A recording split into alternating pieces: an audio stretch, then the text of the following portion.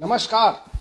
Electrohomoeopathy के इस विशेष episode में मैं बस्ती से आपका प्यारा दोस्त डॉक्टर श्रीवास्तव आपके बीच इलेक्ट्रोहोम्योपैथी की विषयों पर चर्चा करने के लिए हाजिर हूँ। तो बहनों और भाइयों, इलेक्ट्रोहोम्योपैथी के चाहने वाले हमारे सभी साथी, तो मैं आज सोरोसिस पर हल्की चर्चा कर लेता हूँ। हल्की चर्चा इसलिए अब कर रहा हूँ कि चूंकि प्रैक्टिस ऑफ मेडिसिन आप सबके पास पहुँच गई है और अब बहुत ज़्यादा एक्सप्लेनेशन करना या देना ये कोई बहुत माने नहीं है। केवल हमारे नए साथियों के लिए जो अभी भी मैदान में धनुष बाण लेकर के उतर गए हैं उनके लिए ये जरूरी है।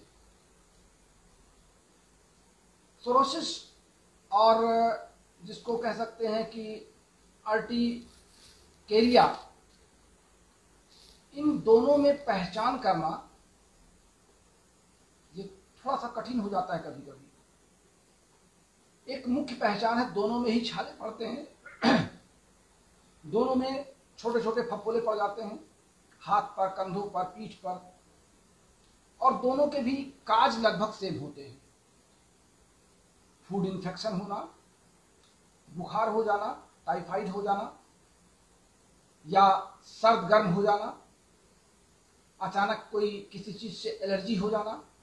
लेकिन जहां तक सोरोसिस की बात है, सोरोसिस का एक सबसे बड़ा जो लक्षण दिखाई पड़ता है कि पपड़ी पड़ती है, उसके ऊपर एक एल्युमिनियम की तरह, एल्युमिनियम कलर की व्हाइटिश एक परत होती है और ये परत कुछ दूर तक फैलती है, फिर वहां पर चारों ओर से एक लेयर बना लेती है और वहां पर फफोले पड़ जाते हैं। बाद में फफोले फूट जाते हैं, वहां से पानी रिसता है, हल्का सा मवाद या पस भी आता है और इस तरीके के छाले लगभग अपने आसपास वो बढ़ता चला जाता है।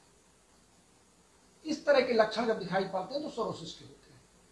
अब अगर हम ये कह लें कि ये होता क्यों है, तो कारण तो मैंने आपको जैसा बताया, लेकिन एक कारण और भी होता है।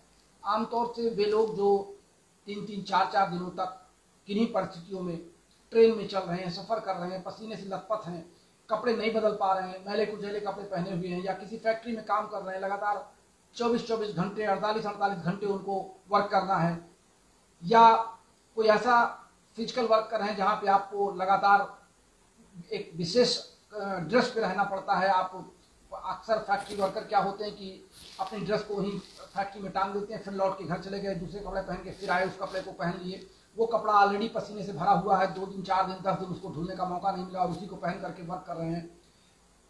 स्कूल के बच्चे जिस ड्रेस को पहन के स्कूल गए वो 6 घंटे, 5 घंटे पसीने में भीगे रहे, तमाम उसमें इन्फेक्शन रहे, वायरस का या फंगस का इन्फेक्शन रहा, और फिर दूसरे दिन फिर वही कपड़ा पहन लिए, फिर तीसरे दिन पहन लिए।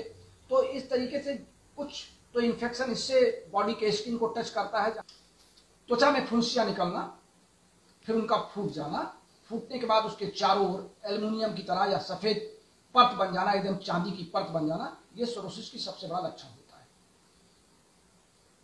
एपीपी के बारे में लोग ये कहते हैं कि सिर्फ इसको हम चेहरे पर कील मुहासों को या चेहरे को सुंदर बनाने के लिए ही करते हैं, लेकिन मेरा यह अनुभव रहा है पिछले 37 वर्षों का कि एपीपी इंटरनल भी दिया जा सकता है, और इंटरनल देने से सोरोसिस में, स्किन डिजीज में आपके कील मुहासों पर या फोड़े फुंसी, जो छोटे छोटे फोड़े फुंसियां निकलती हैं जिनको आप खुजलाते खुजलाते परेशान हो जाते हैं और उसमें छोटे छोटे पीप निकलने आते हैं या पस निकलने लगता है, इन सब मामलों में एपीपी को इंटरनल भी दीजिए और एक्सटर्नल भी दीजिए। बाकी जो दवाएं हैं सोरोसिस में वो आप समझ रहे हैं कि चूंकि स्किन का मामला है तो यस3, यस1 और यस5 प्लस WE, यस3, यस5, C3, WE, इनको मिलाकर के आप 10-10 ड्रॉप दिन में 4 बार से 6 बार तक दे सकते हैं। दूसरा फार्मूला होगा यल2, यल2 के साथ आप CNS जोड़ दीजिए तो भी आपको फायदा होगा, और यल2 के साथ अगर आप नहीं जोड़ सकते हैं तो मैंने किताब में लिखा है यल1 और यल2 और A1 लिखा है। A1 इसलिए लिखा है कि चूंकि सोरोसिस की जो शुरुआत होती है वो हमारे आर्टरीज में ब्लड फ्लो बढ़ जाने के कारण होती है। चाहे वो टेम्परेचर बढ़ रहा हो तो भी ब्लड फ्लो आर्टरीज में बढ़ेगा।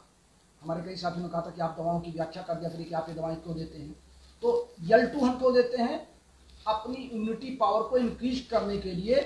L2 हमारा एनर्जी को इनपुट करने वाला सिस्टम है, तो L2 देने से हमारे बॉडी में एनर्जी, उस रोग से लड़ने की शक्ति हमको ज़्यादा मिलती है। कोई भी रोग हो, जिस रोग में हमको लगता है कि इसमें एनर्जी की पुटअप देना है, वहाँ पे हम L2 का प्रयोग कर लेते हैं। L2 केवल पाचन क्रिया ही नहीं करता बल्कि हमारे बॉडी के सेल्स को एनर्जी भी देता है। और A1 चूँकि आर्टरीज की मेडिसिन है, ये सीधे हमारे ब्लड सर्कुलेशन को वहाँ से प्रॉपर कर देता है, वहाँ पे ब्लड को रुकने नहीं देता है और आगे बढ़ जाता है, तो पूरे फुंसियाँ सब्साइड कर जाते हैं। S5 किसी भी उभरे हुए भाग को जहाँ पर ब्लड रुका हुआ हो, पस बनने की संभावना हो, पेन हो रहा हो, वहाँ पे S5 अपना काम करना शुरू कर देता है। S3 स्किन की मेडिसिन है। वैसे तो आम तौर से इसको टेस्टिकल्स की मेडिसिन हम लोग मानते हैं प्रयोग के दौर पे, लेकिन स्किन पर भी इसका प्रभाव बहुत अच्छा है, इस नाते S3 का चयन भी हम करते हैं। तो इन दवाओं का प्रयोग अगर आप समय पर रोगी को करते हैं और APP, आप इन तीनों फार्मूलों में से किसी में भी APP मिला दीजिए 10 ड्रॉप, तो बहुत सोने पर सुहागा का काम करेगा। आप इसको अपनाएं, आजमाएं और देखें कि डॉक्टर अनिल श्रीवास्तव के 37 वर्ष के अनुभव आपके लिए कितने सार्थक हैं। मेरी किताब शायद मेरी अपेक्षा ज़्यादा मोटी होगी, मैं तो और पतली करने वाला था। मैंने 37 वर्षों में जिन रोगों का सामना किया है, जिस तरह के रोगी मेरे सामने आए हैं, मैंने उनकी चर्चा की है, इसलिए इसका लिखा हुआ इन माई एक्सपीरियंस। मैंने किसी किताब की नकल नहीं की है कि इसको मोटा बना दूँ, तमाम रोगों की व्याख्या करता चला जाऊँ और दवाओं को लिखता चला जाऊँ, चाहे वो रोगी ठीक हो या ना ठीक हो, और बाद में आप कहें कि इन्होंने लिखा था ये और रोगी ठीक नहीं हुआ। तो ऐसी दशा में इस किताब में एक स्टैंडर्ड फार्मूला है, और स्टैंडर्ड फार्मूले का तात्पर्य ये होता है कि वो किसी एक पार्टिकुलर रोगी पर ठीक हो सकता है, लेकिन ये कोई जरूरी नहीं कि बगल वाला रोगी अगर दूसरा वही रोग लेकर के आ गया तो उस पर वो फार्मूला काम करे, क्योंकि वहाँ पे डोज आपको घटाना बढ़ाना पड़ेगा और एकाध दवाएं भी आपको घटानी बढ़ानी पड़ेगी, क्योंकि रोग सोरोसिस के मान लीजिए सोरोसिस के 2 रोगी आपके पास आए, लेकिन दोनों के सोरोसिस होने के कारण अलग अलग हो सकते हैं। एक को उसके कपड़ों के मैल कुचैले या पसीने की बदबू या पसीने के अति सवना से हो सकता है, दूसरे को हाइपरटेंशन से या ब्लड सर्कुलेशन प्रॉपर होने से या उसका शुगर बढ़ जाने से या उसका एक्सटेंशन बढ़ जाने से, हाइपरटेंशन हो जाने से। तो वहाँ पे हमको एकाध दवाओं को अपने दिमाग से ऑर्गन वाइज मेडिसिन का सिलेक्शन करना पड़ सकता है। इसलिए इसको ये कंप्लेंट आप कभी ना करें कि सर आपका मैंने फार्मूला दिया था और मैंने 10 रोगियों पर दिया, उसमें से 3 ही ठीक हुए और 7 नहीं ठीक हुए। तो 7 हर 10 पेशेंट की अलग अलग कंडीशन होगी, उनके सिस्टम अलग अलग होंगे, उनके काज अलग अलग होंगे। रोग एक हो सकता है आपकी निगाह में, कैरेक्टर एक हो सकता है, लेकिन उनके तमाम तरीके के ऑर्गन्स उसमें इन्वॉल्व करने होंगे। मैं समझता हूं कि आप मेरी बातों को समझ चुके होंगे।